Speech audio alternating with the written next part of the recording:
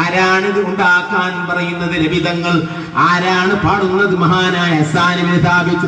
നബിതങ്ങൾ പാടുന്ന ഹസ്സാനിക്ക് വേണ്ടി ദുആ ചെയ്യുന്നു. അല്ലാഹുമ്മ അയ്യിദ് ഹസ്സാൻ ബിറൂഹിൽ ഖുദ്സി മാ കാന യംദഹു നബിയക്.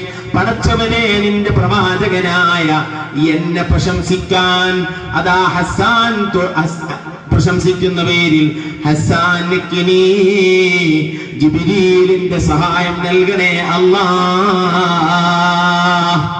നോക്കി, നിങ്ങൾ റസൂലുള്ളാഹിന്റെ പ്രശംസ നടത്തുന്നവർക്ക് ജിബ്രീലിന്റെ സഹായം കിട്ടാൻ വേണ്ടി റസൂലുള്ള പ്രാർത്ഥിക്കുന്നു. ഇത് ഞാനല്ല പറയുന്നത്, സഹീഹുൽ ബുഖാരിയുടെ ഹദീസാണ്. അവിടെ നിന്ന് ബഹുമാനപ്പെട്ട ഹസ്സാൻ തങ്ങൾ പാട്ടുപാടുന്നു. വല്ല വഹാബിയുടെ പള്ളിയിലും റസൂലുള്ളാഹിന്റെ പാട്ട് നടക്കാറുണ്ടോ? ഒരു സദസ്സുണ്ടോ? ഒരു സ്റ്റേജ് ഉണ്ടോ? ഒരു ദിവസമുണ്ടോ? ഇല്ല. പിന്നെ ഏത് ഇസ്ലാമാണ് അവരുടെ കയ്യിലുള്ളത്? ഇത്രയും ഹദീസ് വിശദീകരിച്ചുകൊണ്ട് ഇമാം നവവി തങ്ങൾ അവിടുത്തെ ശറഹ് മുസ്ലിം എന്ന മിൻഹാജ് എന്ന ഗ്രന്ഥത്തിൽ പറയുന്നു. ഈ ഹദീസിൽ നിന്ന് വ്യക്തമാണ്, പള്ളികളിലും അല്ലാതെയും റസൂലുള്ളാഹിന്റെ മദ്ഹ് സംഘടിപ്പിക്കൽ സുന്നത്താണ്, അഥവാ നബി തങ്ങളുടെ ചര്യയാണ്, സ്വഹാബത്ത് നടപ്പിലാക്കിയതാണ്. അത് കൂലിയുള്ള കാര്യമാണെന്ന് മനസ്സിലാക്കണം. അത് ചെയ്താൽ കൂലിയുണ്ട്. ഇതാണ് സുന്നത്ത് എന്ന് പറഞ്ഞാൽ. മുസ്ലിം ഉമ്മത്തിന്റെ ജീവിതം ഇതാണ്, നമ്മൾ മനസ്സിലാക്കണം. മഹാന്മാരായ സ്വഹാബിമാർ അങ്ങനെ സ്റ്റേജുകൾ കെട്ടി പാടി റസൂലുള്ള കേട്ടിരുന്നു. ഇത് സഹീഹുൽ ബുഖാരിയിൽ പറഞ്ഞു, റിപ്പോർട്ട് ചെയ്തു.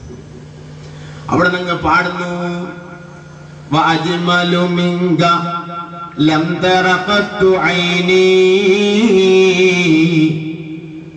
വഅഹ്സനു മിൻക ലം തലിദിൻ നിസാഉ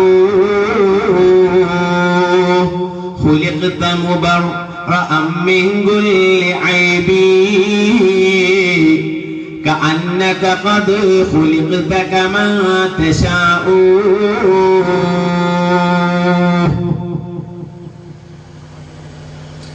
മഹാന്മാരായ സ്വഹാബിമാരുടെ പാട്ടാണിത്. ഇത് ഹസ്സാൻ ഇബ്നു സാബിത്ത് എന്ന റസൂലുള്ളാഹിന്റെ ഗായകൻ, റസൂലുള്ളാഹിനെ പറ്റി സ്വഹാബിമാരെ പറ്റി പാട്ടുപാടുന്ന ഗായകനായിരുന്നു ഹസ്സാൻ. അവരുടെ പാട്ടിന്റെ വരികളിൽ അവിടുത്തെ പാട്ടിന്റെ സമാഹാരമായ ദീവാൻ ഹസ്സാനിൽ ഈ വരികൾ കാണാം. പണ്ഡിതന്മാര് വലിയ വിശദീകരണം എഴുതിയ കിതാബാണ് ദീവാൻ ഹസ്സാൻ. സ്വഹാബിയായ ഹസ്സാൻ പാടിയ പാട്ടുകൾ. നബിയുടെ മൗലിദാണിത്. ശബീഹുക ബദറുൽ ലൈലി ബല്ലന്ത അൻവറു ووجهك من ماء الملاحة أزهر فما ولدت حواء من صلب آدم ولا في جنان الخلد مثلك آخر صلاة وتسليم وأزكى تحياتي على المصطفى المختار خير البرية. നിങ്ങൾ സ്വലാത്തും തസ്ലീം ട്യൂണിലാണ് ഈ പാട്ട് പാടിയത്. റസൂലുള്ളാഹിന്റെ പള്ളിയിലാണ് ഈ പാട്ട് നടക്കുന്നത്, ഈ മൗലിദ്. നിങ്ങൾ സ്വലാത്തും തസ്ലീം ആ ട്യൂണിലല്ല ചൊല്ലിയത്.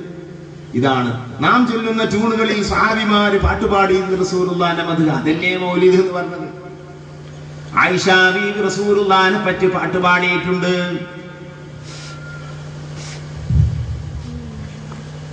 ولو سمعوا في مصر أوصاف خده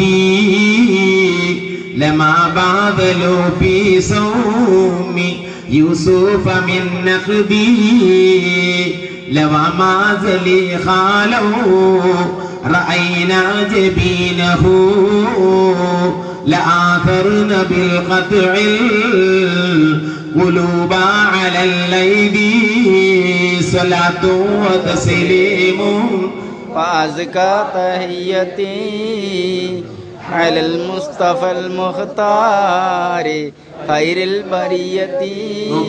ഈ സ്വലാത്തും തസ്ലീം പാട്ട് റസൂലുള്ളാഹിന്റെ കാലത്ത് മദീന പള്ളിയിൽ നടന്നു. ആയിഷാബിയുടെ റസൂലുള്ളാഹിന്റെ ഭാര്യ പാടിയ ഒരു പാട്ടം പാടി. അങ്ങനെ റസൂലുള്ളാഹിന്റെ ഭാര്യമാര് റസൂലുള്ളാഹിന്റെ മൗലിദ് ഓതിയിരുന്നു. ഹദീസിന്റെ കിതാബ് എടുത്ത് നോക്ക്. ഫാത്തിമ ബീവി റസൂലുള്ളാഹിന്റെ മൗലിദ് ഓതിയിരുന്നു. മദാ അലാ മൻ ശമ്മ തുർബത അഹ്മദി അല്ലാ യശുമ്മ മദ الزمان വബാലിയാ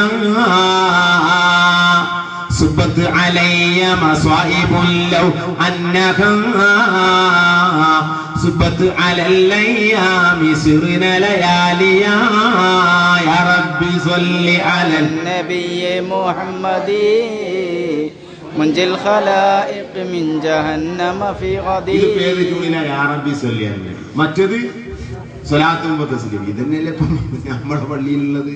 ഫാത്തിമാബി പാടുന്ന ഫാത്തിമാബിന്റെ റൂമിൽ ഇരുന്നിട്ട്, ആയിഷാബി പാടുന്ന ആയിഷാബിന്റെ റൂമിൽ ഇരുന്നിട്ട്, സ്വഹാബത്ത് പാടുന്ന മദീന പള്ളിയിൽ ഇരുന്നിട്ട്, പിന്നെ പെണ്ണുങ്ങൾ പള്ളിക്ക് വന്ന് പാടലോ പ്രസംഗിക്കലോ നിക്കരിക്കലോ നബിയുടെ കാലത്തില്ല. അത് പിന്നെ നമ്മൾ ഉണ്ടാക്കിയിട്ട് കാര്യമില്ല. വഹാബിയൊക്കെ പൂതിന്റെ ഇസ്ലാം അംഗീകരിക്കുന്നില്ലല്ലോ.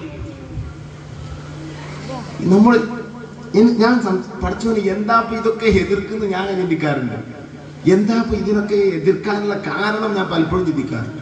സ്വഹാബത്ത് മുഴുവൻ ഇങ്ങനെയാണ് നബിനെ പറ്റി പാട്ട് പാടും. ആതിക പാടിയിട്ടുണ്ട് റസൂലുള്ളാഹിന്റെ അമ്മായി. റസൂലുള്ളാഹിന്റെ അമ്മായിയായ സഫിയ പാടിയിട്ടുണ്ട്. സിദ്ദീഖ് തങ്ങൾ പാടിയിട്ടുണ്ട്. ഉമർ തങ്ങൾ പാടിയിട്ടുണ്ട്. വലിയവർ മൗലിദ് ഓതിയിട്ടുണ്ട്. ഉന്നതന്മാര് പാട്ട് പാടിയിട്ടുണ്ട്. അത് സുന്നത്താണെന്ന് അയിമ്മത്ത് പറഞ്ഞിട്ടുണ്ട്. അവരൊക്കെ പാട്ട് പാടിയിട്ടുണ്ട്. 10,000-ലധികം പാട്ടിന്റെ വരികൾ സ്വഹാബികൾ പാടിയത് അയിമ്മത്ത് രേഖപ്പെടുത്തിയത് കാണാം. സ്വഹാബികളും താബീങ്ങളും മഹാന്മാരും പാടിയത് 10,000-ലധികം വരികളുടെ സമാഹാരമാണ് അൽ മജ്മൂഅത്തുൻ നബഹാനിയ ഫിൽ മദാഇഹിൻ നബവിയ എന്ന 4 വാള്യമുള്ള ഗ്രന്ഥം അതെന്റെ കയ്യിലുണ്ട്. സഹോദരന്മാരെ, റസൂലുള്ളാഹിന്റെ മദ്ഹിന്റെ ഒരു വരി എന്നെങ്കിലും ഒരു വഹാബി പള്ളിയിൽ പാടിയിട്ടുണ്ടോ? സ്വഹാബിമാരുടെ പതിവാണ് അത്. അതിൽ ഇരിക്കുക സ്വഹാബിമാരുടെ പതിവാണ്, നബി തങ്ങളുടെ പതിവാണ്.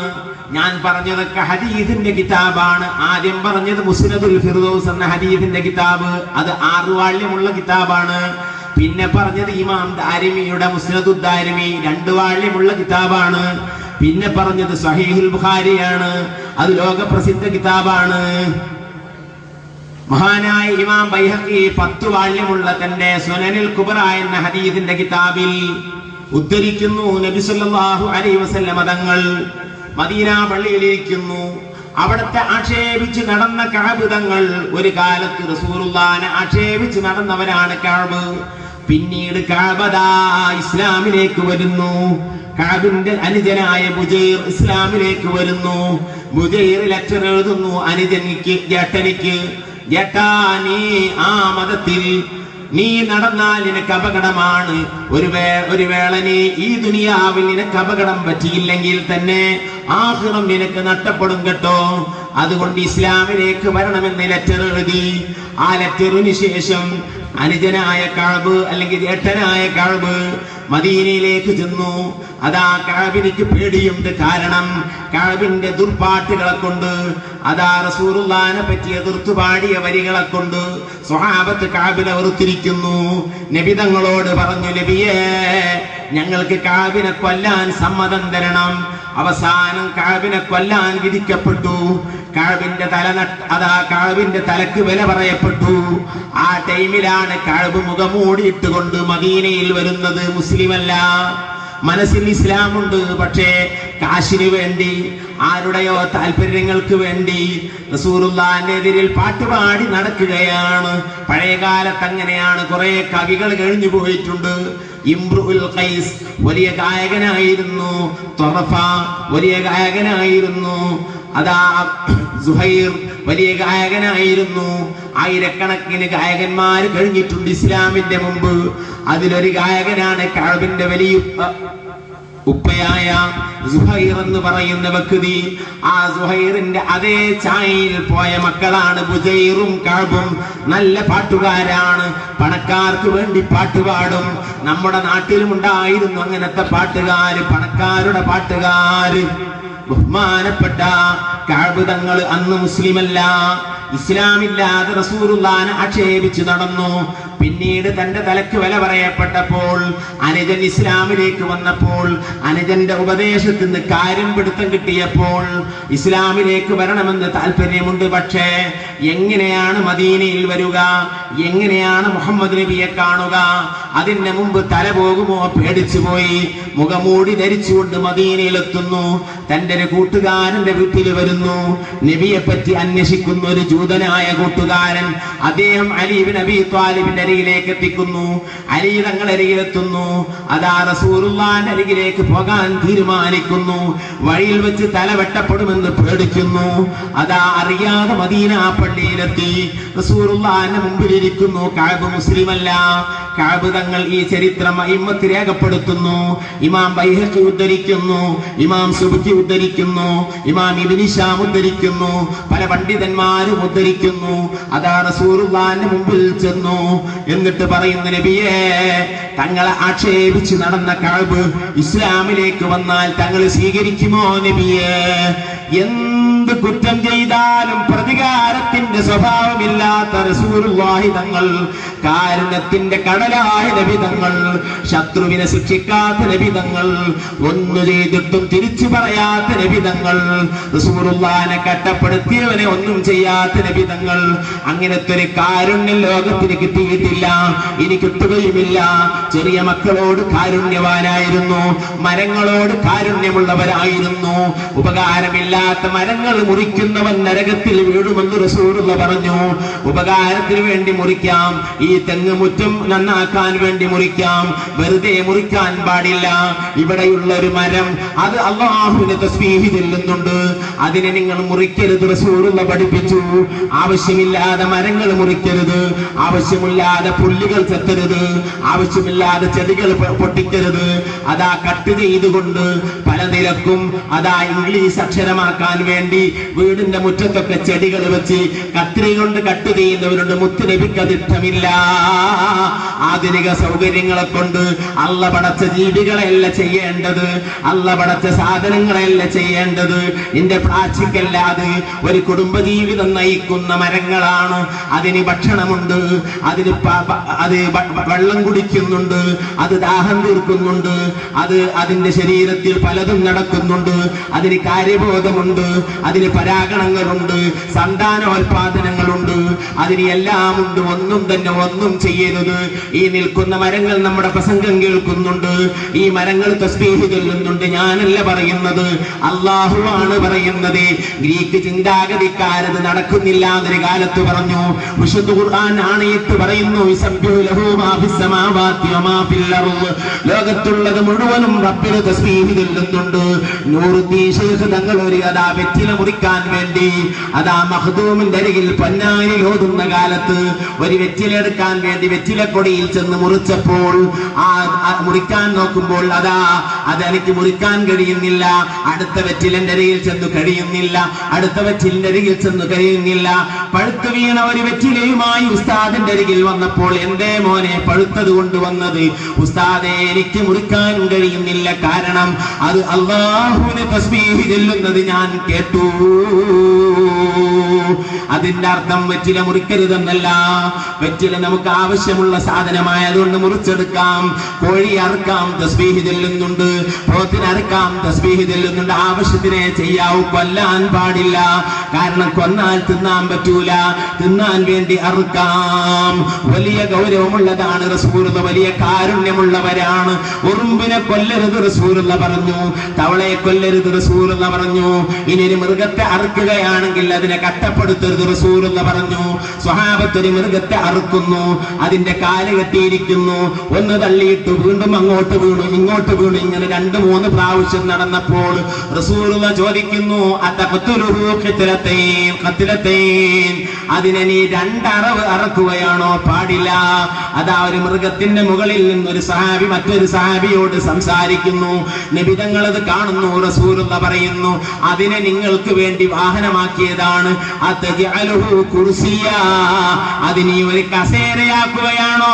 നിനക്ക് പ്രസംഗിക്കാൻ അതിന്റെ മുകളിൽ നിന്ന് ചെയ്യരുത്, ഇറങ്ങിക്കോ എന്ന് റസൂലുള്ള പറഞ്ഞു. മൃഗങ്ങളോട് കനിവ് വേണം, ഒന്നിനെയും വേദനിപ്പിക്കരുത്. അതാ നഖം മുറിക്കാൻ കൊടുക്കാതെ ഒരു പശുവിന്റെ മുല പിടിക്കരുതെന്ന് പഠിപ്പിച്ച റസൂലുള്ളാഹി തങ്ങൾ. കാലിക്ക് വെള്ളം കൊടുക്കാൻ പഠിപ്പിച്ച റസൂലുള്ളാഹി തങ്ങൾ. കാലിക്ക് വെള്ളം കൊടുക്കാത്ത പേരിൽ അള്ളാഹ് സൃഷ്ടിച്ച സംഭവം പറഞ്ഞ നബി തങ്ങൾ. ഒരു പൂച്ചക്ക് ഭക്ഷണം കൊടുക്കാതെ ഒരു ഉമ്മ കെട്ടിയിട്ടത് കൊണ്ട് അവൾ നരകത്തിൽ കടന്നു എന്ന് പഠിപ്പിച്ച റസൂലുള്ളാഹി തങ്ങൾ. ഒരു നായക്ക് വെള്ളം കൊടുത്ത പേരിൽ ഒരു തെമ്മാടി പെണ്ണ് സ്വർഗത്തിൽ കടന്നു എന്ന് പഠിപ്പിച്ച് ഈ ഉമ്മത്തിനെ ജീവികളോട് കാരുണ്യം ചെയ്യാൻ പഠിപ്പിച്ച റസൂലുള്ളാഹ്. ആരെയും കൊല്ലരുതെന്ന് പഠിപ്പിച്ച റസൂലുള്ളാഹ്. മക്കയിൽ നിന്ന് നിരുപാധികം തന്നെ മദീനയിലേക്ക് ഹിജ്റ പോകാൻ കാരണക്കാരായ തന്റെ സഹാബിമാരെ കൊന്നൊടുക്കിയ, തന്നെ വളരെയധികം വേദനിപ്പിച്ച, തന്നെ അക്രമങ്ങൾ ചെയ്ത, എല്ലാ നിലക്കും വിഷമിപ്പിച്ചതായ ആളുകളെ തന്റെ കയ്യിൽ നിരുപാധികം ഫത്ഹ് മക്കയുടെ ദിവസത്തിൽ കിട്ടിയിട്ട് സ്വഹീഹുൽ ബുഖാരി പരിശോധിച്ചു നോക്കൂ. അല്ലാഹുവിന്റെ റസൂല് പറയുന്നു, പോയിക്കോ, നിങ്ങളോട് ഞാൻ പ്രതികാരം ചെയ്യുന്നില്ല. അന്തുമുത്തുലഖാ, നിങ്ങളെ ഞാൻ വെറുതെ വിട്ടിരിക്കുന്നു, പ്രതികാരമില്ല. ആരെയും കൊല്ലരുത്, ഒരു അമുസ്ലിമിനെയും ഒന്നും ചെയ്യരുത്, ഒരു അമുസ്ലിമിനെയും ചെയ്യരുത്, ആരെയും തന്നെ ഒരു വേദന ഉണ്ടാക്കുന്ന പണി ചെയ്യരുത്. കൊന്നവനെ കൊല്ലണം, ഭരണകൂടത്തെ തകർത്തവനെ കൊല്ലണം. അത് എല്ലാ ഭരണകൂടത്തിലുമുള്ളതാണ്. അത് മുസ്ലിം ഭരണകൂടത്തിലുമുണ്ട്, അത് എല്ലാ ഭരണകൂടത്തിലുമുണ്ട്. അത് ഭരണത്തിന്റെ അല്ലെങ്കിൽ രാഷ്ട്രത്തിന്റെ നിലനിൽപ്പിന് വേണ്ടിയാണ്. അത് ഇസ്ലാം രാഷ്ട്രം മാത്രമല്ല, എല്ലാ രാഷ്ട്രത്തിലുമുണ്ട് പട്ടാളക്കാർ, എല്ലാ രാഷ്ട്രത്തിലുമുണ്ട് ആയുധ സജ്ജീകരണങ്ങൾ.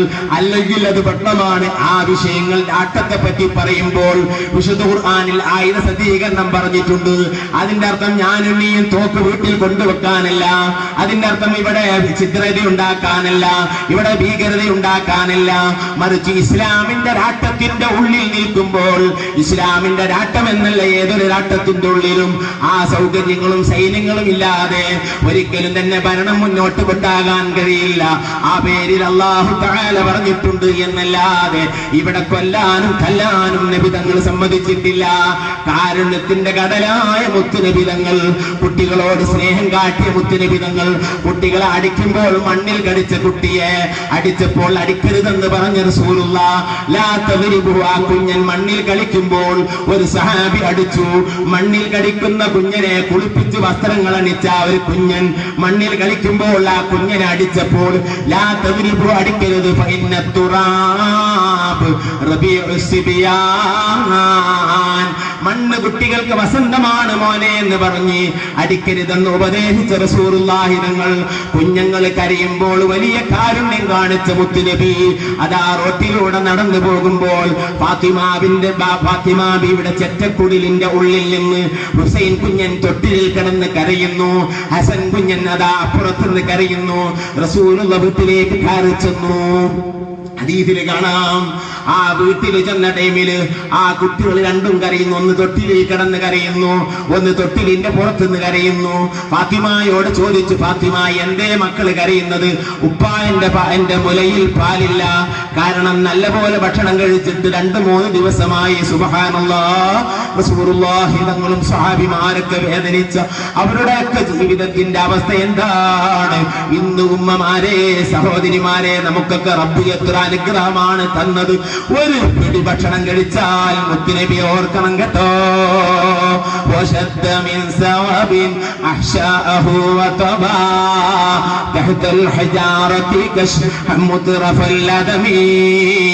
എത്ര ദിവസങ്ങളാണ് അവിടുത്തെ വയറ് മുകളിൽ അതാ കല്ല് കെട്ടിക്കൊണ്ട് പാടുവന്ന എത്ര ദിവസങ്ങളാണ്.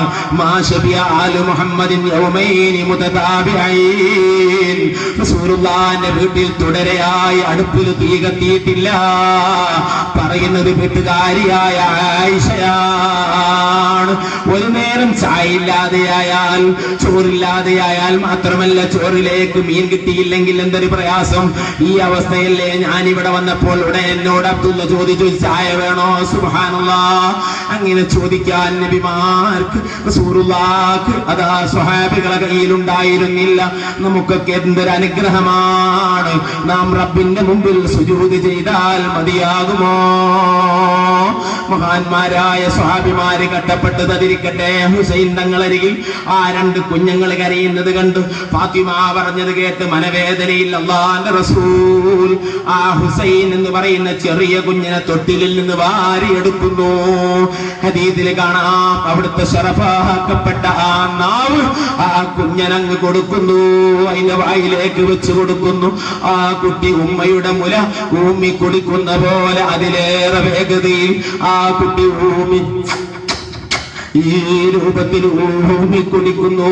നമ്മളെ നാവ് വെച്ച് കൊടുത്താൽ, കൈവിരൽ വെച്ച് കൊടുത്താൽ, ലിപ്പിൾ വെച്ച് കൊടുത്താൽ കുട്ടികൾ ഊമ്മി കുടിക്കും. പക്ഷേ കുറച്ച് കഴിഞ്ഞാൽ കുട്ടി വീണ്ടും കരയും, കാരണം ഒന്നും കിട്ടുന്നില്ല. ആ കുട്ടിയുടെ വയറിങ്ങനെ നിറഞ്ഞു വരുന്നു. ആ നാവ് നല്ല ശുദ്ധ പാല് നൽകുന്നു. അല്ലാഹുവിന്റെ റസൂലിന്റെ നാവ് എന്തൊരു നാവാണ്! അവിടുത്തെ ശരീരം എന്തൊരു ശരീരമാണ്! അവിടുത്തെ കൈവിരലുടെ ഇടയിൽ നിന്ന് എത്ര വെള്ളമാണ് സഹാബത്ത് കുടിച്ചത്! ലോകത്തെ ഏറ്റവും മഹത്തായ വെള്ളം അവിടുത്തെ നഖയിൽ നിന്ന് പുറപ്പെടുന്ന വെള്ളമാണെന്നതിൽ തർക്കമില്ല. പിന്നെയാണ് അതാ സംസം വെള്ളം, പിന്നെയാണ് ഹൗലുൽ കൗസർ. ഫഅഫ്ളലുൽ മിയാഹി മാഉൻ ഖദ് നബഅ മിൻ ബൈന സാബിഇൻ നബിയിൽ മുത്തബഅ യലീഹി മാഉ സംസമിൻ ബൽ കൗസറു വനീലു ബിസ്റാഹു മബാഖിൽ അൻഹുറു. മഹാന്മാരെ എഴുതി വെച്ചത് കാണാം. ഫഅഫ്ളലുൽ മിയാഹി വെള്ളത്തിൽ നിന്ന് ഏറ്റവും മഹത്തായ വെള്ളം ഫഅഫ്ളലുൽ മിയാഹി മാഉൻ ഖദ് നബഅ മിൻ ബൈന സാബിഇൻ നബിയിൽ മുത്തബഅ. റസൂലുള്ളാഹിന്റെ വിരലുകളുടെ ഇടയിൽ നിന്ന് പുറപ്പെട്ട വെള്ളമാണ്. അത് വുളൂ ചെയ്യാൻ പറ്റിയ വെള്ളമാണ്. അത് ഏറ്റവും ബറക്കത്തുള്ള വെള്ളമാണ്. അത്ര ബറക്കത്തുള്ളത് ലോകത്തില്ല. അല്ലാഹുവിന്റെ റസൂലിന്റെ ശരീരത്തോട് ബന്ധമുള്ള അത്രയും ബന്ധമുള്ള ബറക്കത്തുള്ള സാധനം ലോകത്തില്ല. അല്ലാഹുവിന്റെ റസൂലിന്റെ ശരീരത്തിൽ നിന്ന് എന്തു പോന്നാലും അതാ അവിടുന്ന് മൂത്രിച്ചാൽ ആ മൂത്രം നജസല്ല എന്നാണ് അതാ ഭൂരിപക്ഷ പണ്ഡിതന്മാരുടെയും അഭിപ്രായം. അവിടുത്തെ ശരീരത്തിൽ നിന്ന് പോരുന്ന ഒന്നും നജസല്ല. റസൂലുള്ളാഹിന്റെ സഹാബിമാർ അവിടുത്തെ മൂത്രം കുടിച്ചിട്ടുണ്ട്, അവിടുത്തെ രക്തം കുടിച്ചിട്ടുണ്ട്. ആ കുടിച്ചവർക്കൊക്കെ വലിയ വലിയ അനുഭവങ്ങൾ ഉണ്ടായിട്ടുണ്ട്. അതിലേക്കൊന്നും ഞാൻ കടക്കുന്നില്ല. അല്ലാഹുവിന്റെ റസൂലിന്റെ ശരീരം അതിനോട് തുല്യമായ ശരീരമില്ല. ആ ശരീരത്തിലിട്ട ഒരു കുപ്പായത്തിന് വേണ്ടി സ്വഹാബത്ത് എത്ര കെഞ്ചിയിട്ടുണ്ട്. ആ ശരീരത്തിലിട്ടതായ തുണിക്ക് വേണ്ടി എത്ര കെഞ്ചിയിട്ടുണ്ട്. ആ ശരീരത്തിലിട്ട വസ്ത്രങ്ങൾക്ക് വേണ്ടി എത്ര കെഞ്ചിയിട്ടുണ്ട്.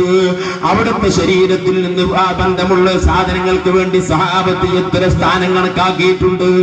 ആ ചെറിയ കുഞ്ഞിന് ഊമ്മി കുടിക്കുന്നു, അതിന് വിശപ്പടങ്ങുന്നു, അതങ്ങനെ ഉറങ്ങിപ്പോകുന്നു, അതിനവിടെ കിടത്തുന്നു. ഹുസൈൻ തങ്ങളെ കിടത്തി ഹസൻ എന്ന കുഞ്ഞിനെടുത്ത് അതിന്റെ മൂത്ത കുഞ്ഞിനെടുത്ത് കൊണ്ട് നാവ് കൊടുക്കുന്നു. ആ നാവ് പാല് കുടിക്കുന്നു. ഇത് ബാബുട്ടി മുസ്ലിയുടെ കഥയല്ല, ഹദീസിൽ റിപ്പോർട്ട് ചെയ്യപ്പെട്ടതാണ്, സഹീഹായ ഹദീസാണ്. അല്ലാഹുവിന്റെ റസൂലിന്റെ കാരുണ്യത്തിന്റെ പുറമേ അവിടുത്തെ ആശ്ചര്യമാണ് നമുക്കിതിന്ന് മനസ്സിലാക്കാൻ കഴിയുന്നത്. വലിയ കാരുണ്യത്തിന്റെ ഉടമയായതുകൊണ്ട് തന്നെ കഅബ് തങ്ങളോട് വെറുപ്പില്ല.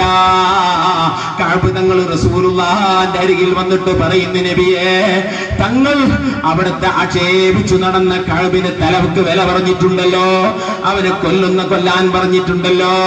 ആ കഅബ് തങ്ങൾ അരികിൽ വന്ന് ഇസ്ലാമിലേക്ക് വന്നാൽ ആ കഅബിനെ സ്വീകരിക്കുമോ നബിയേ?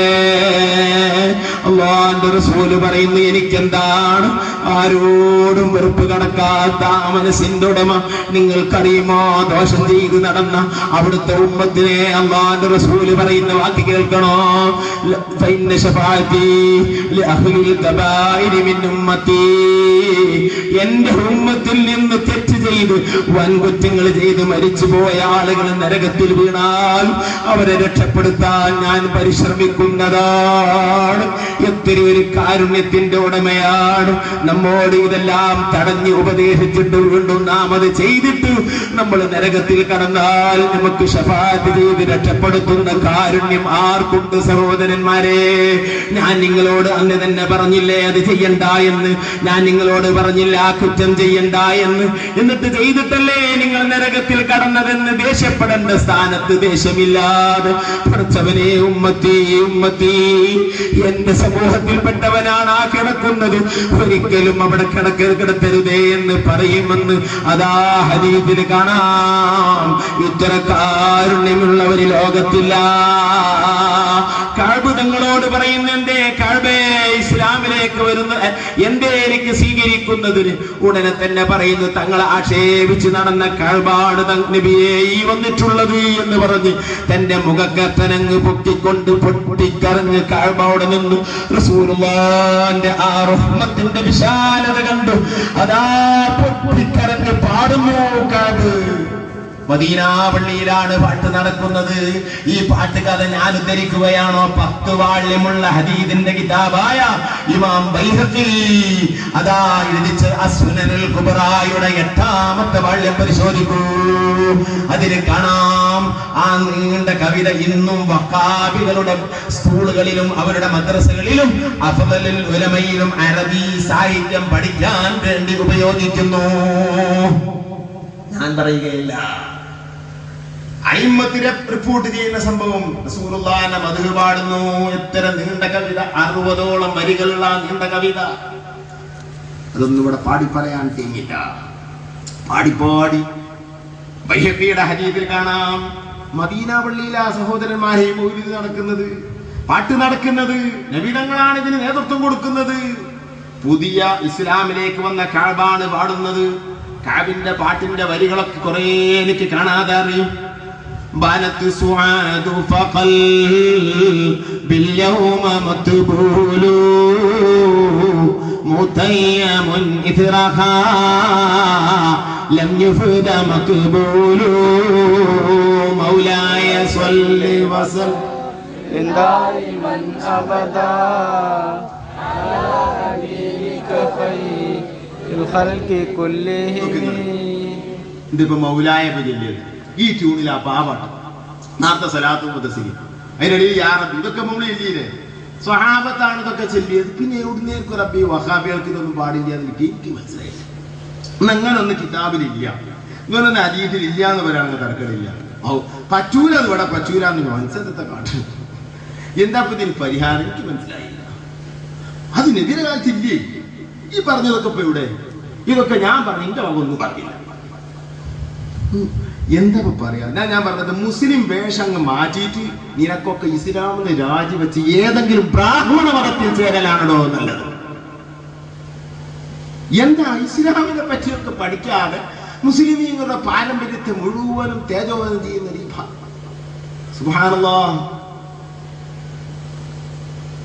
നമ്മൾ ചിന്തിക്കണം, അല്ലാഹുവിന്റെ റസൂലിന്റെ മദ്ഹിനെയാണ് ഈ കളിയാക്കുന്നത്. ഇപ്പോ ഇതൊക്കെ അറബി ശരിയാലെങ്കിൽ ഇതെത്തി അറബി പറയണ്ട.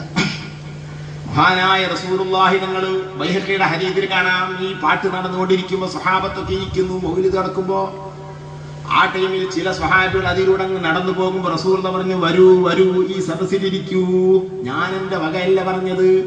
ബൈഹഖി റിപ്പോർട്ട് ചെയ്യുന്ന മുത്തുനബിന്റെ വാക്ക് സുനൽ കുബ്ര എടുത്ത് നോക്കുക, അതിൽ കാണാം. എന്നിട്ട് അത് മാത്രമാണോ? പാട്ടങ്ങ് മൂർജിച്ചു.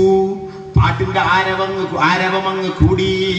പാടി പാടി മഹാനായ കഅബ് തങ്ങൾ അങ്ങ് പാടി, ഇന്ന റസൂല ലസൈഫുൻ യുസ്തലാഉ ബിഹി മുഹന്നദും മിൻ സുയൂഫില്ലാഹി മസ്ലൂലു മൗലായ സ്വല്ലി വസല്ലം ദായിമൻ അബദാ അലാ ഹബീബിക ഖൈറുൽ ഖൽഖി കുല്ലിഹിം. ഉറങ്ങാതിരിക്കാനും കൂടി നമ്മൾ മഗ്‌രിബ് കൊടുക്കുന്ന പരിപാടിയല്ലേ. ഇന്ന റസൂല, ഈ മുത്തുനബി തങ്ങൾ, ലസൈഫുൻ, അവിടുന്ന് ഒരു വാളാണ്. യുസ്തലാഉ ബിഹി, അല്ലെങ്കിൽ നൂറുൻ, അവിടുന്ന് ഒരു പ്രകാശമാണ്. യുസ്തലാഉ ബിഹി മുഹന്നദുൻ, ലസൈഫിന് ഒരു വാളാണ്. യുസ്തലാഉ ബിഹി, അതുകൊണ്ട് പ്രകാശം ലഭിക്കും. മുഹന്നദുൻ, ഇന്ത്യയിൽ നിർമ്മിക്കപ്പെട്ട വാളാണ്. അക്കാലത്ത് വാളുണ്ടാക്കിയിരുന്ന അറേബ്യയിൽ ഒരു സ്ഥലത്ത് ഇന്ത്യയിൽ നിന്നാണ് അന്ന് ഏറ്റവും ഉഷാറുള്ള വാള് പോകാറുള്ളത്. എവിടെ നിന്ന്? കരുവാരക്കുണ്ടിൽ നിന്ന്. കരുവാന്മാര് അഥവാ നമ്മളെ എന്തായാലും കരുവാന്മാർക്ക് മലയാളം നമ്മളോട് പറയാം പെരുങ്കൊല്ലന്മാര്. ആ പെരുങ്കൊല്ലന്മാര് കൂടുതലുള്ള സ്ഥലമാണ് കരുവാരക്കുണ്ട്. കരുവാന്മാരുടെ കുണ്ട് സ്ഥലം നടത്തും. അവിടെ നിന്നാണ് അന്ന് നല്ല വാളുണ്ടാക്കാറുള്ളത്, ആയുധങ്ങൾ ഉണ്ടാക്കാറുള്ളത്. അത് കയറ്റുമതി നടത്തി മക്കയിലും മദീനയിലൊക്കെ എത്താറുണ്ട്. ഇവിടെ നിന്നാണ് അന്ന് തേക്ക് പോകാറുള്ളത്. ഉസ്മാൻ അഫ്ഫാൻ റളിയല്ലാഹു അൻഹു മദീന പള്ളി പുനർ നിർമ്മാണം നടത്തിയത് സഹീഹ് ബുഖാരിയിലുണ്ട്. തേക്ക് മരങ്ങളെ കൊണ്ട് അവിടെ ഇറക്കുമതി ചെയ്തതല്ലാതെ അറേബ്യയിൽ തേക്കില്ല എന്ന്. ചാലിയത്ത് നമ്മുടെ തേക്കുള്ള സ്ഥലം എവിടെ? നിലമ്പൂര് കാട്ടിലൊക്കെ ഉള്ള തേക്ക് മുറിച്ചിട്ട് ചാലിയത്ത് കൊണ്ടുവന്നിട്ടുണ്ട്. നിങ്ങൾ അവിടെ വേപ്പൂര് കടവിന്റെ അടുത്ത് പോയി ഒക്കെ കാണും. ഇഷ്ടംപോലെ വലിയ വലിയ തേക്കുകൾ. അക്കാലത്ത് അത്തരം തേക്കുകൾ കപ്പൽ മുഖേനയും ഒരു മുഖേനയും അറേബ്യയിലേക്ക് കടത്തപ്പെട്ടിരുന്നു. ഇഞ്ചി, അതുപോലെ തന്നെ കുരുമുളക്, ഇതൊക്കെ അറേബ്യയിലേക്ക് നമ്മുടെ നാടിൽ നിന്നാണ് പോയിരുന്നത്. അതൊക്കെ ഹദീസിലുണ്ട്. താജുദ്ദീൻ ഇസ്ലാം മതം വിശ്വസിച്ച ആദ്യത്തെ നമ്മുടെ രാജാവ് റസൂലുള്ളാഹിനെ കണ്ട രാജാവാണ്. രണ്ടാളുകൾ വിശ്വസിച്ചിട്ടുണ്ട്. ഒന്ന് നബിനെ കാണാത്ത വ്യക്തി, ഒന്ന് കണ്ടതുണ്ട്. ഈ കണ്ട വ്യക്തി ഇഞ്ചി സമ്മാനിച്ചത് കാണാൻ ജിദ്ദയിൽ നിന്ന് റസൂലുള്ളാഹി തങ്ങൾക്ക് ഇമാം ഹാക്കിം ഉദ്ധരിക്കുന്ന ഹദീസാണ്. ഇങ്ങനെയുണ്ട്. ഞാൻ പറഞ്ഞത് മുഹന്നദുൻ ഇന്ത്യയിൽ, മുഹന്നദ് ഹിന്ദിൽ നിർമ്മിക്കപ്പെട്ട വാളാണ് എന്ന് പറഞ്ഞപ്പോൾ റസൂലുള്ളാഹിന്റെ ശരീരത്തിൽ കിടന്നിരുന്ന ആ ഷാൾ റസൂലുള്ള എടുത്തിട്ട് കഅബ തങ്ങൾക്ക് അണിയിക്കുന്നു. നോക്കിങ്ങള്, ഇതൊക്കെയാണ് നബി തങ്ങൾ മൗലിദ് ഓതിയവർക്ക് റസൂലുള്ള സമ്മാനം കൊടുത്തു. ഈ സമ്മാനം കഅബ വലിയ നിധിയായി സൂക്ഷിച്ചു. നിധിയല്ലേ? അല്ലാഹുവിന്റെ റസൂലിന്റെ വല്ലതും കയ്യിൽ കിട്ടിയാൽ നോക്കി നിങ്ങൾ, റസൂലുള്ളാഹിന്റെ ശരീരത്തില് ഷഅറാണോ, ഷഅറു മുബാറക്കാണോ? അത് അല്ല. റസൂലുള്ളാഹിന്റെ നഖകഷ്ണമാണോ? അത് അല്ല. റസൂലുള്ളാഹിന്റെ ശരീരത്തിൽ അല്ലാഹ് പടച്ചതാണോ? അത് അല്ല. മറിച്ച് റസൂലുള്ള ഉപയോഗിച്ച ഒരു ഷാൾ, അത് കനിയായി കഅബ സൂക്ഷിക്കുന്നു. മുസ്ലിം ഉമ്മത്തെ ഈമാൻ ഉണ്ടെങ്കിൽ കാഫറാകാതെ മരിക്കണമെന്ന് ആഗ്രഹമുണ്ടെങ്കിൽ പഠിച്ചോ, കഅബ തങ്ങൾ ഈ ഷാൾ കൊണ്ട് നടക്കുന്നു. അതാ റസൂലുള്ളാഹിന്റെ ഉന്നതനായ സ്വഹാബിയാണല്ലോ മുആവിയ. തന്റെ ഭരണകാലത്ത് മുആവിയ തങ്ങൾ കഅബിനെ വിളിച്ചിട്ട് പറയുന്നു, കഅബേ, മുസ്തഫായ നബിയുടെ ഒരു ഷാൾ നിങ്ങളുടെ കയ്യിലില്ലേ? അതെനിക്ക് തരുമോ? നിങ്ങൾക്ക് ഞാൻ 1000 ദീനാർ തരാം. ഉടനെ നിങ്ങൾ ചിന്തിക്കൂ, സ്വഹാബത്തിന്റെ ആഗ്രഹം. 1000 ദീനാർ കൊടുത്തിട്ട് റസൂലുള്ളാഹിന്റെ ഒരു ഷാള് വാങ്ങാൻ മാത്രം പഠിച്ചവരാണ് സ്വഹാബിമാർ. അതാണ് ഈമാൻ. ആ ഈമാനാണ് ഇന്ന് സമൂഹത്തിൽ നിന്ന് കപടന്മാരായ വഹാബികളും ജമാഅത്തുകാരും തട്ടിയെടുത്തത്. അവൻ കാഫറാണ്, അവൻ ഇസ്ലാമിന്റെ ഉള്ളിലല്ല, സ്വഹാബിമാരെ വിശ്വാസമല്ല, അവൻ മുസ്ലിം വേഷധാരി മാത്രമാണ്. നമ്മൾ മനസ്സിലാക്കണം. അള്ളാഹുവിന്റെ റസൂലിന്റെ സഹാബിമാരെ വിശ്വാസത്തിന്റെ ഘടകവിരുദ്ധമാണ് അവരുടെയൊക്കെ വാക്കുകളും പ്രവർത്തനങ്ങളും പ്രസംഗങ്ങളും എഴുത്തുകളും. മഹാന്മാരായ സ്വഹാബിമാര് വില പറയുന്നു ഈ ഷാളിനിക്ക്. കഅബ തങ്ങൾ പറഞ്ഞത് എന്താണ്? മുആവിയ, നിങ്ങൾ ഭരണാധികാരിയാണ്, നിങ്ങളെ ആഗ്രഹം എനിക്കറിയാം, പക്ഷേ ലാ ഊതിറു അലാ റസൂലില്ലാഹ്, അല്ലാഹുവിന്റെ റസൂലിന്റെ ഷാൾ അത് കൊടുത്ത് ഞാൻ പൈസ വാങ്ങുകയോ അല്ലാഹുവിന്റെ റസൂലിന്റെ ഷാൾ ഞാൻ മറ്റൊരാൾക്ക് കൊടുക്കുകയോ ഇല്ല, ഇല്ല, കൊടുത്തില്ല. മഹാനായ കഅബ തങ്ങൾ വഫാത്തായി പോയി. കാലങ്ങൾക്ക് ശേഷം അതാ മുആവിയ വീണ്ടും ആ കുടുംബത്തോട് ആവശ്യപ്പെടുന്നു, നിങ്ങൾക്ക് പൈസ തരാം. 15000 ദീനാർ കൊടുത്തിട്ട്, അല്ലെങ്കിൽ ദിർഹം കൊടുത്തിട്ട് ആ ഷാൾ മഹാനായ കഅബ തങ്ങളെ കുടുംബത്തിൽ നിന്ന് മുആവിയ വാങ്ങുന്നു. 15000 ദീനാർ കൊടുത്തിട്ട്, അല്ലെങ്കിൽ ദിർഹം കൊടുത്തിട്ട് വാങ്ങുന്നു. ഇമാം ഇബ്നു ഹിശാം തങ്ങൾ തന്റെ ശറഹ് ബാനത്ത് സുആദയിൽ ഈ സംഭവം ഉദ്ധരിക്കുന്നു. ചരിത്രത്തിൽ കാണാം. ഇന്നും ആ ഷാൾ തുർക്കിയിൽ സൂക്ഷിപ്പുണ്ട്, തുർക്കി മ്യൂസിയത്തിൽ സൂക്ഷിപ്പുണ്ട്. 2000 മില്യനാണ് ആ കഅബിന്റെ കുടുംബത്തിൽ നിന്ന്, അതാ മുആവിയ തങ്ങളുടെ കുടുംബത്തിൽ നിന്ന്, മുആവിയ തങ്ങളുടെ കുടുംബത്തിൽ നിന്ന്, പിന്നീട് അത് എത്തിപ്പെട്ട വ്യക്തിയിൽ നിന്ന് 2000 മില്യൺ ദിനാർ കൊടുത്തുകൊണ്ടാണ് വാങ്ങിയതെന്ന് തുർക്കിയിലെ മ്യൂസിയത്തിലേക്ക് അത് വാങ്ങിയതെന്ന് ചരിത്രത്തിൽ കാണാം. അള്ളാന്റെ റസൂലിന്റെ ശരീരത്തിൽ തട്ടിയ ഒരു സാധനത്തിന്റെ അവസ്ഥ നോക്കി നിങ്ങൾ. ഈ ചരിത്രം, ഈ രംഗം മാത്രം പറഞ്ഞാൽ നേരം വെളുത്തു പോകും. റസൂലുള്ളാഹിന്റെ തബറുക്കുകൾ, അവിടുത്തെ ഷഅർ മുബാറക്, അൽഹംദുലില്ലാഹ്, അള്ളാന്റെ റസൂലിന്റെ മുടി വലിയ ബറക്കത്തുള്ളതാണ്. ഞാൻ പറഞ്ഞത് തൊട്ടു മുമ്പ് പറഞ്ഞത് അവിടുത്തെ ഷാൾ, അവിടുത്തെ കുപ്പായം, അവിടുത്തെ തുണി, അവിടുന്ന് ഉപയോഗിച്ച സാധനങ്ങൾ, ഇതിന് സ്വഹാബത്ത് കൊടുത്ത മാനം ബഹുമാനം എത്രയാണ്. സുബ്ഹാനല്ലാഹ്. അതിനെ പിടിച്ച് ചുംബിച്ച് നടന്നവർ, ആ ചെരുപ്പിനെ ഇന്നും ഡമസ്കസിലെ മ്യൂസിയത്തിൽ അവിടുന്ന് ധരിച്ച ചെരുപ്പുണ്ട്. അത് അവിടുത്തെ ശരീരത്തിന്റെ ഘടനമല്ലല്ലോ ചെരുപ്പ്. ഒരു മനുഷ്യൻ ഉപയോഗിക്കുന്ന ഏറ്റവും താഴ്ന്ന സാധനമാണല്ലോ ചെരുപ്പ്. ചെരുപ്പ് കൊണ്ട് ഏറി കിട്ടി, വലിയ സംഭവമായില്ലേ ബുഷിന്. നോക്ക്, ഏറ്റവും താഴ്ന്ന പരിപാടിയായി കണ്ടത് ചെരുപ്പിന്റെ കൊണ്ടുള്ളതാണ്. ചെരുപ്പ് ഏറ്റവും താഴ്ന്നതാണ്. എന്നാൽ റസൂലുള്ളാഹിന്റെ ചെരുപ്പ് ഇന്ന് ലോകത്ത് പല സ്ഥലത്തും കനിയായി സൂക്ഷിക്കുന്നു. ഡമസ്കസിലെ മ്യൂസിയത്തിൽ ആ ചെരുപ്പുണ്ട്. നിങ്ങൾ നോക്കൂ, അല്ലാമ ഫാക്കിഹാനിയെ റബീഉൽ അവ്വൽ മാസമാകുമ്പോൾ പോസ്റ്ററുകളിൽ ഫാക്കിഹാനിയെ കാണാം. വഹാബികൾ ഉദ്ധരിക്കുന്നത് ഫാക്കിഹാനി മൗലിദിനെ എതിർത്തിരിക്കുന്നു എന്ന് പറഞ്ഞ്. അങ്ങനെ ഒരു സംഭവം ഇല്ല തന്നെ. ഫാക്കിഹാനി മൗലിദിനെ എതിർത്തിട്ടില്ല. ഉണ്ടെന്ന് തെളിയിക്കാൻ ആൺകുട്ടികളായ വഹാബികൾക്ക് കഴിയില്ല. ഇത് ഞാൻ പറയട്ടെ, ഞാൻ വെല്ലുവിളിക്കുന്നു, തെളിയിക്കട്ടെ. എന്റെ മുമ്പിൽ വരട്ടെ, അല്ലെങ്കിൽ ഞാൻ വരാം അവര് പറയുന്ന സ്ഥലത്തേക്ക്. ഫാക്കിഹാനി മൗലിദിനെ എതിർത്തൊരു വാക്ക് കാണിക്കാൻ അവർക്ക് കഴിയില്ല. അതിരിക്കട്ടെ, ഈ ഫാക്കിഹാനിയുടെ അവസ്ഥ എന്താണ്? അള്ളാന്റെ റസൂലിന്റെ മൗലിദിനെ ഫാക്കിഹാനി എതിർക്കുകയോ? ഫാക്കിഹാനി എന്ന് പറയുന്നത് വലിയ മഹാപണ്ഡിതനാണ്. 100,000 ഹദീസ് അറിയുന്ന പണ്ഡിതനാണ്. അദ്ദേഹത്തിന്റെ ശിഷ്യനും അതുപോലെ ഒരു ഹാഫിദ് വലിയ പണ്ഡിതനുണ്ട്. ഇവർ രണ്ടുപേരും കൂടെ യാത്ര ചെയ്യുന്നു അങ്ങോട്ട് ഡമസ്കസിലേക്ക്. എന്തിനാണ്? അവിടെ റസൂലുള്ളാഹിന്റെ ഖബറുണ്ടോ? ഇല്ല. റസൂലുള്ളാഹിന്റെ ഖബറിലേക്ക്, മഹാന്മാരുടെ ഖബറരികിലേക്ക് വണ്ടി വിളിച്ചു പോകുന്നത് ഹറാമെന്ന് വിശ്വസിക്കുന്നവരാണ് വഹാബികൾ. ഇബ്നു തൈമിയ്യ, മുഹമ്മദ് അബ്ദുൽ വഹാബിന്റെ പാർട്ടിക്കാരൊക്കെ അത് പാടില്ല എന്ന് പറയുന്നവരാണ്, വാദിക്കുന്നവരാണ്. മുസ്ലിമുകളിൽ ഇവർക്ക് സ്ഥാനമില്ല. മുസ്ലിം ഉമ്മത്ത് ചെയ്യുന്ന റസൂലുള്ളാഹിന്റെ സിയാറത്തിന് വേണ്ടി ഒരു വണ്ടി വിളിച്ചിട്ട് മമ്പുറത്തേക്ക് പോകുന്നത് അത് പാടില്ല, ഹറാമെന്ന് മുസ്തഫ നബിന്റെ ഹദീസിനെ ദുർവ്യാഖ്യാനം ചെയ്ത് പറയുന്ന ആളുകളാണ് അവർ. റസൂലുള്ളാഹിന്റെ സിയാറത്തിന് പോകുന്നത് വരെ ശിർക്കാക്കുന്നവര് പിന്നെ റസൂലുള്ളാഹിന്റെ ചെരുപ്പ് കാണാൻ വേണ്ടി വണ്ടി വിളിച്ചു പോകുന്നത് എത്ര വലിയ ശിർക്കാക്കും നമ്മൾ മനസ്സിലാക്കണം. ആരാണ് പോകുന്നത്?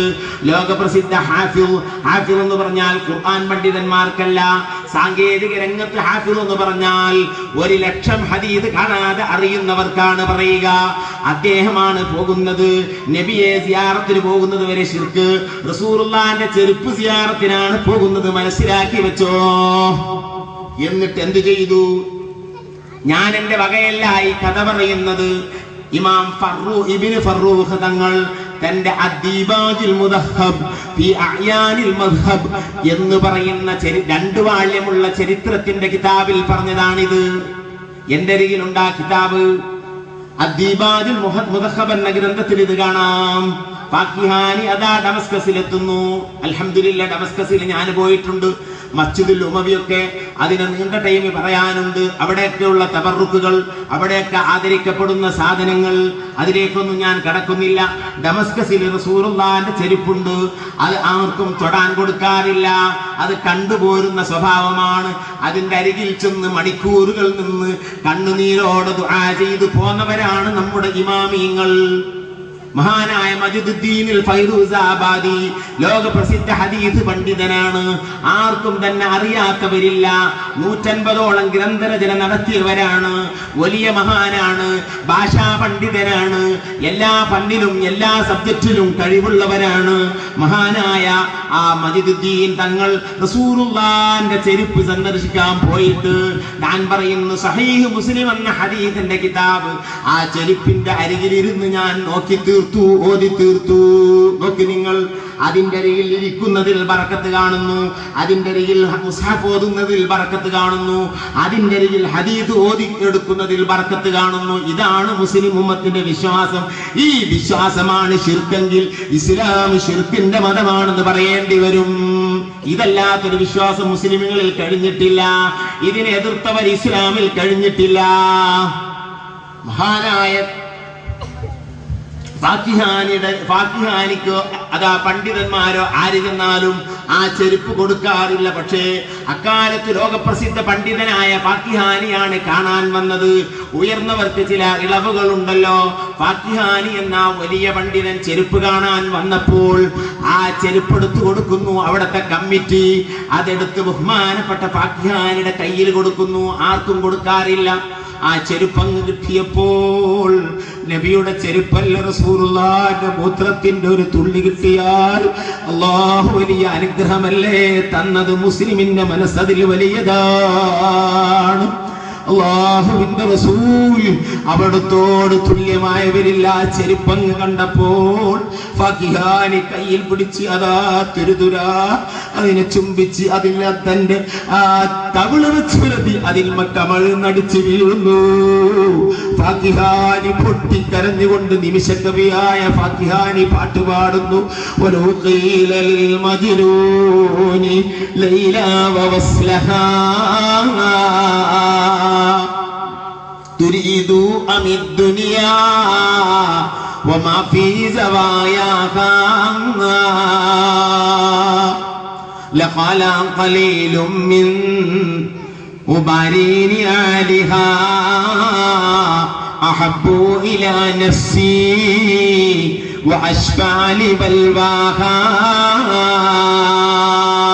ഫാക്കിഹാനിയുടെ പാട്ടാണ്, ഞാൻ പാടിയതല്ല. എടുത്തു നോക്ക്, അദ്ദീബാദുൽ മുദഹബ് എന്ന ഗ്രന്ഥം. വലൗഖീലലിൽ മജ്നൂനി, ഒരു കാലത്ത് ലൈല എന്ന പെണ്ണിനെ പ്രേമിച്ച് നടന്ന വ്യക്തിയാണ് ഖൈസ് എന്ന് പറയുന്ന വ്യക്തി. മുസ്ലിമാണ് അദ്ദേഹം. ഹിജ്റ 200 കഴിഞ്ഞു പോയ ഒരു മനുഷ്യനാണ് ഖൈസ്. അയാൾ മുസ്ലിമാണ്. അയാൾ നല്ല മനുഷ്യനായിരുന്നു. അയാൾ 6-ാം വയസ്സിൽ അയൽവാസിയായ ലൈല എന്ന പെണ്ണിനെ പ്രേമിച്ചു പോയി. ആ മനുഷ്യൻ വൃത്തികേടുകളൊന്നും ചെയ്തിട്ടില്ല. ആ ലൈലയെ പറ്റി പാട്ടുപാടാൻ തുടങ്ങി. അങ്ങനെ ബോധമില്ലാതെയായി, ഭ്രാന്തനായി. മജ്നൂൻ ലൈല എന്ന് പറയും. ലൈലയെ കൊണ്ട് ബോധം നഷ്ടപ്പെട്ട വ്യക്തി എന്നാണ് അദ്ദേഹത്തിന്റെ പേര്. നല്ല കവിയാണ് അദ്ദേഹം. പാട്ടുപാടി നടന്നിരുന്നു ലൈലയെ സംബന്ധിച്ച്. കാണുന്ന ജന്തുക്കളോട് ലൈലയെ പരിചയമുണ്ടോ എന്ന് ചോദിക്കും. ഭ്രാന്തനാണ് അയാള്. ലൈലയെ ഓർത്ത് ഭ്രാന്തനായവനാണ്. വ്യഭിചരിച്ചിട്ടില്ല, തമ്മാടിത്തരം ചെയ്തിട്ടില്ല, ലൈലയുമായി സംസാരിച്ചിട്ടില്ല, ലൈലയെ തൊട്ടിട്ടില്ല, അങ്ങനെയൊന്നും ചെയ്തില്ല. അദ്ദേഹത്തിന്റെ ബോധം നഷ്ടപ്പെട്ടു പോയി ലൈലയോടുള്ള സ്നേഹം കൊണ്ട്. വസ്ത്രമില്ലാതെ അങ്ങകലെ ഒരു അദ്ദേഹത്തിന്റെ നാട്ടിൽ ഇന്നും ആ നാടറിയപ്പെടും ലൈല ഫുലാജ് എന്ന്. ഗൾഫ് നാടിൽ സൗദി അറേബ്യയിലുള്ള ഒരു നാടാണ് ലൈല ഫുലാജ്. അവിടെ അദ്ദേഹം നടന്നിരുന്നു, പാട്ടും പാടി നടന്നിരുന്നു. നീണ്ട ചരിത്രമാണ്.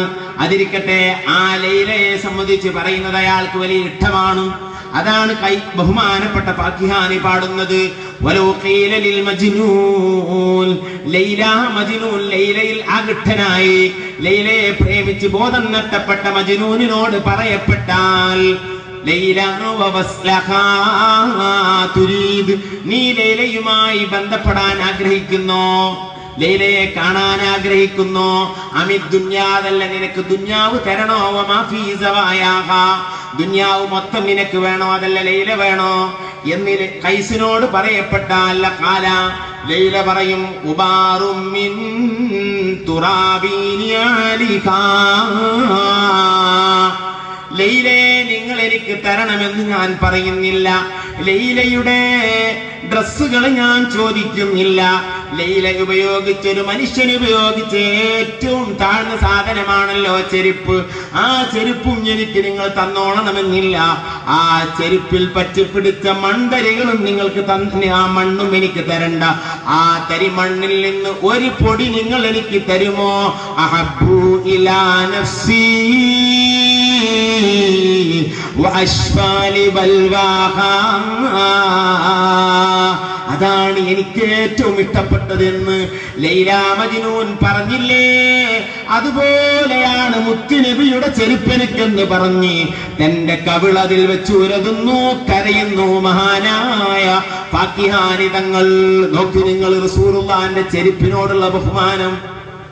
റസൂലുള്ളാഹിന്റെ ശരീരത്തിൽ തട്ടിയ താഴ്ന്നതെന്ന് ഒരിക്കലും നമ്മൾ ആരും പറയില്ല. നിങ്ങൾ ഉള്ളാൾ തങ്ങളുടെ തൊപ്പിയെടുത്ത് നോക്ക്. ആ തൊപ്പിയുടെ മുകളിൽ കാണാം റസൂലുള്ളാഹിന്റെ ചെരുപ്പിന്റെ ചിത്രം വരഞ്ഞിട്ടത്. ചെരുപ്പേറ്റി നടക്കുന്നു. AP ഉസ്താദിന്റെ തലയെക്കെട്ടെടുത്ത് നോക്ക്. ആ തലയെക്കെട്ടിന്റെ മുകളിൽ കാണാം റസൂലുള്ളാഹിന്റെ ചെരുപ്പിന്റെ ചിത്രം. മഹാന്മാരാ ചെരുപ്പേറ്റി നടക്കുന്നു. ഇതാണ് സ്നേഹം, ഇതാണ് സ്നേഹം. ആർക്കുണ്ട് ഈ സ്നേഹം?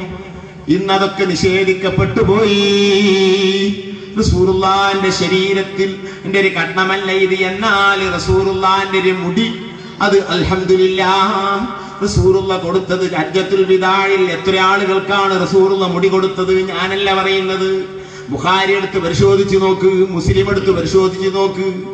അതിൽ കാണാം റസൂലുള്ള മുടി നൽകുന്നു സഹാബിമാർക്ക്. വലഭാഗത്തുള്ള മുടി കളഞ്ഞു. 1,24,000 മുടികൾ റസൂലുള്ളാഹിന്റെ തലയിലുണ്ട്.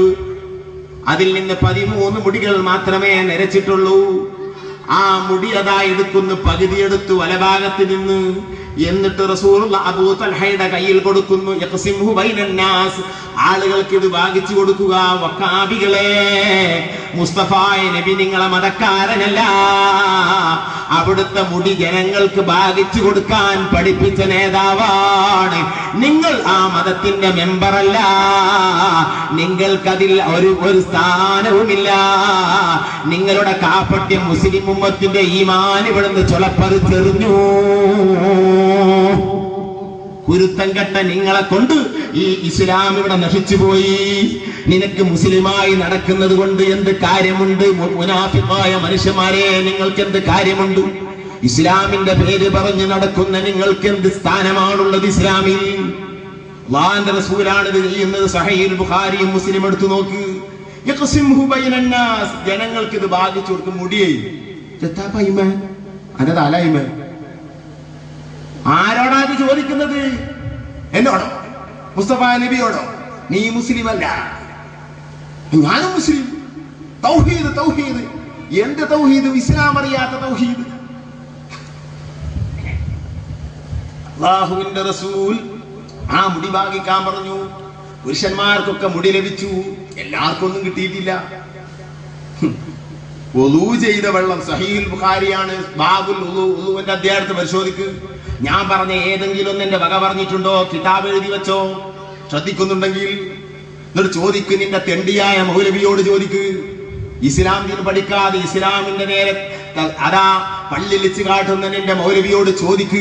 ഇത് വല്ലതും പറഞ്ഞിട്ടുണ്ടോ? കിതാബില്, ഹദീസിലുണ്ടോ, ബുഖാരിയിലുണ്ടോ? ബുഖാരി എന്ന് പറയലുണ്ടല്ലോ, ഉണ്ടോന്ന് നോക്കിനി. അള്ളാഹുവിന്റെ റസൂല് വുളൂ എടുക്കുമ്പോൾ ആ വെള്ളത്തിന് വേണ്ടി തിക്കും. യസ്ദഹിമൂൻ വകാദു കാദു യഖ്തതിലൂന അലാ വുളൂഇഹി. എടുത്തു നോക്ക് സഹീഹ് ബുഖാരി. കാദു സ്വഹാബത്തായിരുന്നു, യഖ്തതിലൂൻ കൊല്ലാനടുക്കുമായി, അങ്ങുമിങ്ങും ആ തല്ലും പിടിയും നടക്കും പോലെ തോന്നും. അലാ വുളൂഇഹി, വുളൂവിന്റെ വെള്ളത്തിന് തിരക്കിയിട്ട്. എന്നിട്ട് ബുഖാരിയിൽ കാണാം, വെള്ളം കിട്ടിയവർ റസൂലുള്ളാഹിന്റെ വുളൂ എടുത്ത വെള്ളം ആ ശരീരത്തിന് തട്ടിയ വെള്ളമല്ല, ആ കയ്യിൽ ഉപയോഗിച്ച വെള്ളമല്ല, പാത്രത്തിലുള്ള ബാക്കിയുള്ള വെള്ളം. ആ വെള്ളത്തിന് വേണ്ടി തിക്കും തിരക്കും കൂടിയിട്ട് ആ വെള്ളം കിട്ടിയവര്, കിട്ടാത്തവർ കിട്ടിയവന്റെ കയ്യിൽ നിന്ന് യതമസ്സഹൂൻ, തൊട്ട് വരട്ടും. എന്ത് കുരുത്തം കെട്ട പണിയാണ് ഈ ചെയ്യുന്നത്? മുഖാബിക്ക് തോന്നൂലേ? ഇതാണോ ഇസ്ലാം? ഇതാണോ നിശിർക്കാക്കിയത്? ഇത് സഹീഹുൽ ബുഖാരിയാണ്. ഇല്ലെങ്കിൽ ബുഖാരി എടുത്തു വെച്ച ബുഖാരി സ്വീകരിക്കില്ല എന്ന് പറ. മനസ്സിലാക്കണം നിന്റെ ഇസ്ലാം. ഇല്ലേ, ആ ഒരു ഭാഗത്തുള്ള മുടി കഴിഞ്ഞു, അടുത്ത ഭാഗത്തുള്ള മുടിയും കളഞ്ഞെടുത്ത് റസൂലുള്ള അബൂ തൽഹക്ക് കൊടുത്തിട്ട് പറയുന്നു, ഭാര്യയായ ഉമ്മു സുലൈം ബീവിയുടെ കയ്യിൽ കൊടുക്കണം. ഉമ്മു സുലൈം ബീവി സ്ത്രീകൾക്ക് നേതയാണ്, നല്ല പെണ്ണ. സുബ്ഹാനല്ലാഹ്, ഉമ്മു സുലൈമിന് കുറെ പറയാനുണ്ട്. നല്ല പേരാ ഉമ്മു സുലൈം. നമ്മുടെ നാട്ടിൽ ചിലർ ഉമ്മു സുലയ്യ എന്നറിയും. ഉമ്മു സുലൈ അല്ല, ഉമ്മു സുലൈം. അങ്ങനെ ആ ഒരു ഭാഗത്തുള്ള മുടി അതാ കളഞ്ഞെടുത്തിട്ട് ഉമ്മു സുലൈമിന്റെ കയ്യിലേക്ക് അബൂ തൽഹയാവുന്ന ഭർത്താവ് ഏൽപ്പിക്കുന്നു. ആ മുടി കൊണ്ടുപോയിട്ട് റസൂലുള്ളാഹി സ്വല്ലല്ലാഹു അലൈഹി വസല്ലമ തങ്ങളുടെ മുടി സ്ത്രീകളുടെ ഇടയിൽ ഭാഗിക്കുന്നു. അങ്ങനെ ആ കനിയായി ആ മുടി സൂക്ഷിച്ചു പോന്നു. ഇന്ന് എവിടൊക്കെ മുടിയുണ്ട്? ഗൾഫ് നാടുകളിൽ എത്രയോ സ്ഥലങ്ങളിൽ. സുബ്ഹാനല്ലാഹ്,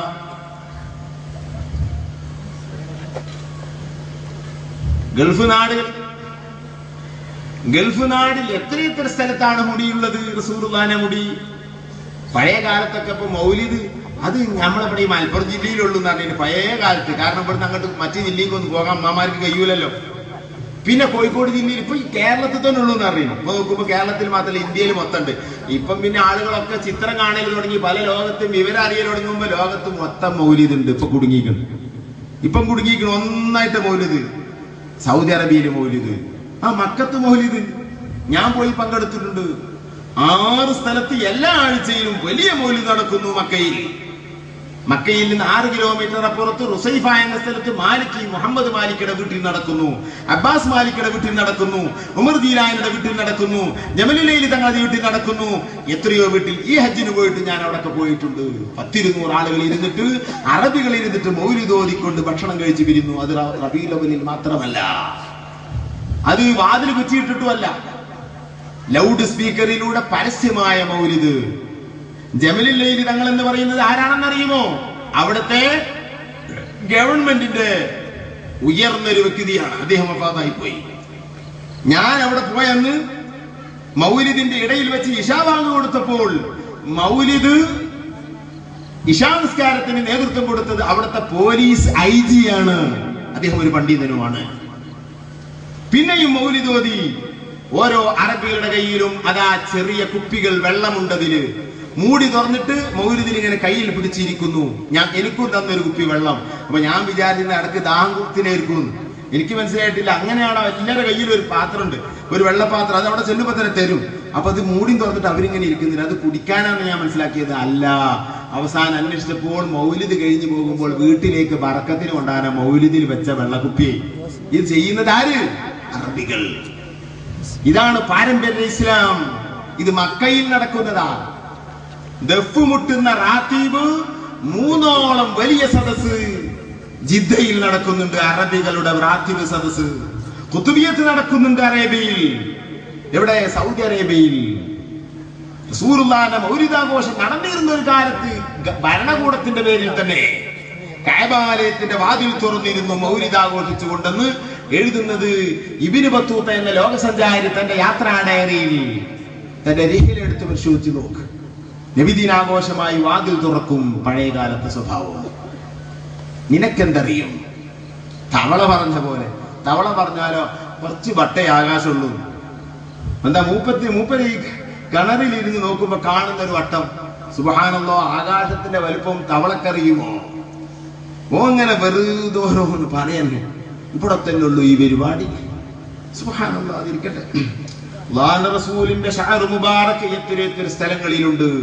ഇന്ന് അതിന്റെ ചിത്രങ്ങളൊക്കെ കാണാൻ ഇഷ്ടം പോലെ വഴികളുണ്ട്. ലോകത്തിന്റെ പല ഭാഗത്ത് സൂക്ഷിച്ച പോലെ സ്വർണത്തിന്റെ പാത്രങ്ങൾ ഉണ്ടാക്കി അതിലാണ് അത് സൂക്ഷിച്ചിട്ടുള്ളത്. വെള്ളിയുടെ സ്വർണത്തിന്റെ പാത്രത്തിലൊക്കെ. വേലൂർ ലത്തീഫിയ കോളേജിൽ ഞാൻ 2 പ്രാവശ്യം പോയിട്ടുണ്ട്. റബീഉൽ അവ്വൽ 12 ആ മുടി പ്രദർശിപ്പിക്കുന്നത് കാണാൻ. സുബ്ഹാനല്ലാഹ്, ഉമ്മമാരെ, എന്തൊരു ഭാഗ്യമാണത് കാണുന്നത്.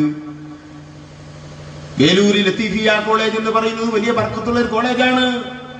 അബ്ദുൽ ലത്തീഫിൽ വേലൂരി എന്ന സൂഫി വര്യൻ ഉണ്ടാക്കിയ കോളേജാണ് കാലങ്ങൾക്ക് മുമ്പ്. അന്നിവിടെ നമ്മുടെ നാട്ടിലൊന്നും കോളേജില്ല. ബാഖിയാത്ത് സ്വാലിഹാത്ത് എന്ന വേലൂരിലെ കോളേജും ഇല്ല. ബാഖവികൾ അവിടുന്ന് ഇറങ്ങുന്നവരാ ഇല്ല. പട്ടിക്കാട് ഇറങ്ങുന്ന ഫൈലാബാദ് എന്ന് പറയുന്ന സ്ഥലത്തുള്ള ജാമിയ കോളേജിൽ ഇറങ്ങുന്ന ആളുകൾക്കാണ് ഫൈലി എന്ന് പറയുന്നത്.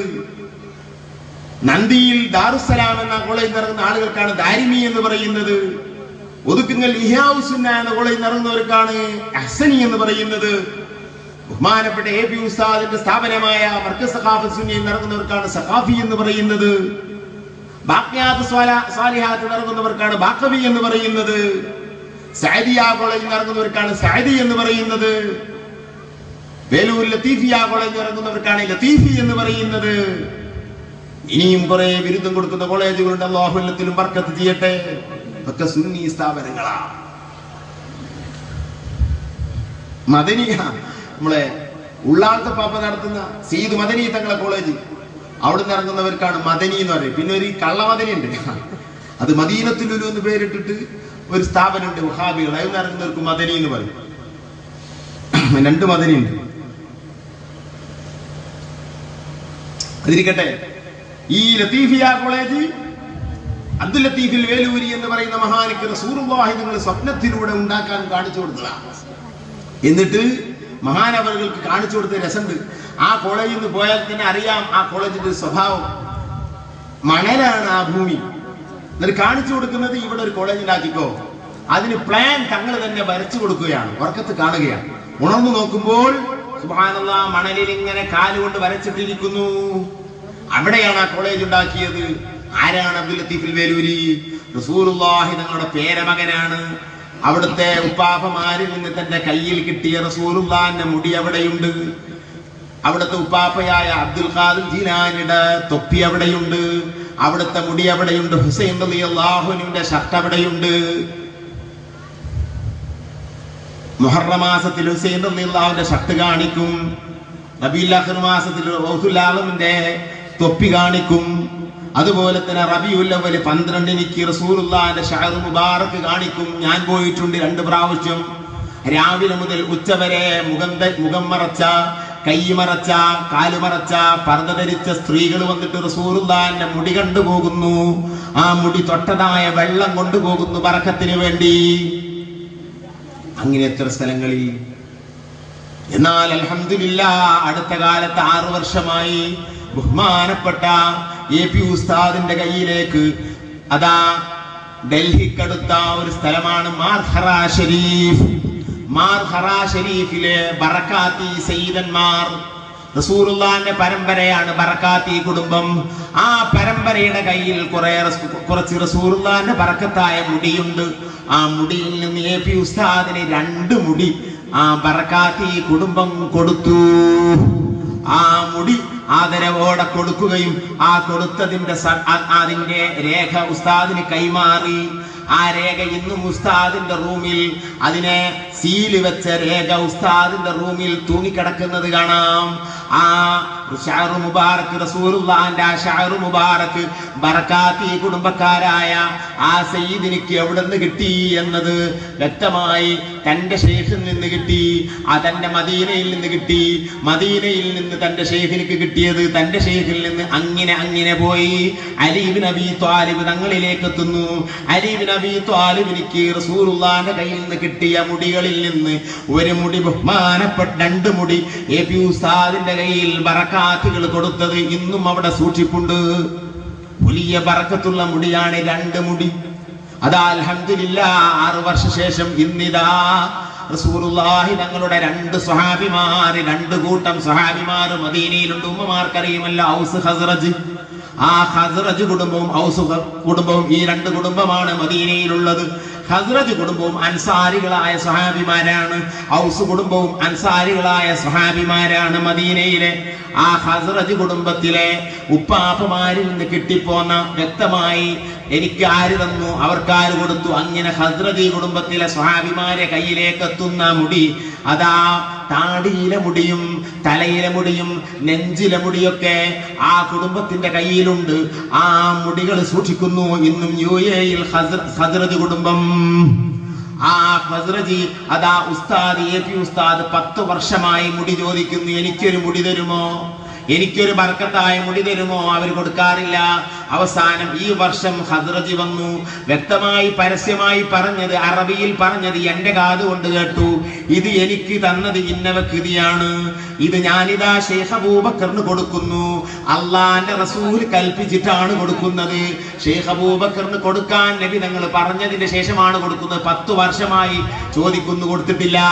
കാരണം നബിതങ്ങൾ സമ്മതിച്ചാലല്ലേ കൊടുക്കാൻ പറ്റൂ. നബിതങ്ങൾ പറഞ്ഞിട്ട് കൊടുത്ത്. അതാ സഹോദരന്മാരെ, ഹസ്റജ് കൊടുത്ത ആ ഒരു മുടിയും ഇങ്ങനെ 3 മുടി അൽഹംദുലില്ലാഹ് കോഴിക്കോട് ജില്ലയിൽ മർക്കദ് സഖാഫത്ത് സുന്നിയുടെ ഉള്ളിലിരിക്കുന്നു. അതിന്റെ വെള്ളം, അത് തട്ടിയ വെള്ളം കിട്ടുന്നവർക്ക് വലിയ ഭാഗ്യമാണ്. ഞാനല്ലത് പറയുന്നത്. വഹാബികൾ എന്തോ പറയട്ടെ, നിങ്ങളെ മനസ്സങ്ങോട്ട് പോകരുത്. കാഫറാകുന്ന പരിപാടിയാണ് ഈ കൗമിന്റെ കയ്യിലുള്ളത്.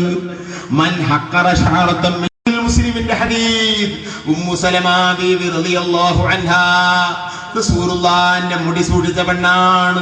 സ്വഹാബത്ത് പറയുന്നു, ഞങ്ങൾക്ക് കണ്ണേറ് കുടുങ്ങിയാൽ, ഞാനല്ല പറയുന്നത്, മുസ്ലിമിന്റെ ഹദീസ് സ്വഹീഹ് മുസ്ലിം വഹാബി അംഗീകരിക്കുമല്ലോ. അതാ കണ്ണേറ് കുടുങ്ങിയാൽ, രോഗങ്ങൾ വന്നാൽ ഞങ്ങൾ അതാ ഉമ്മു സലമാന്റെ അരികിലേക്ക് പോകും. എന്തിനു വേണ്ടിയാണ്? ഉമ്മു സലമാന്റെ കയ്യിൽ ഒരു വെള്ളിപ്പാത്രമുണ്ട്. ആ വെള്ളിപ്പാത്രത്തിൽ അതാ റസൂലുള്ളാഹിന്റെ ചില മുടികളുണ്ട്.